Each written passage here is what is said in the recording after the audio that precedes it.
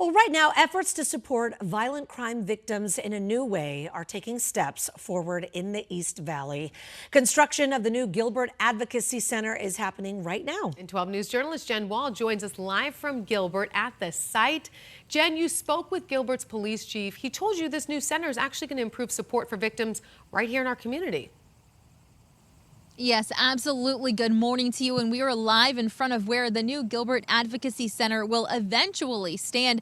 And the town of Gilbert tells me it is going to be a center of hope right here in the community. This is the construction site. You can see there's signs up and renderings of what it will eventually look like. Construction getting started as the sun is rising early on this Monday morning. So here at the center, there will be holistic services offered for crime victims, supporting them as they recover from serious trauma and also navigate the justice system. So the kinds of crimes we're talking about here for victims, and they'll be able to find support, things like domestic violence, sexual assault, human trafficking, child abuse, other serious traumas. It's a safe place for families and children, anyone to come who needs these services if they're affected here. Now think about how difficult it is for these victims to relive those traumas each time they have to work through an investigation and work with police officers or anyone else helping them. So this new center will help those victims heal, becoming stable again. And it'll provide programs raising awareness to prevent violence in the community and around the valley.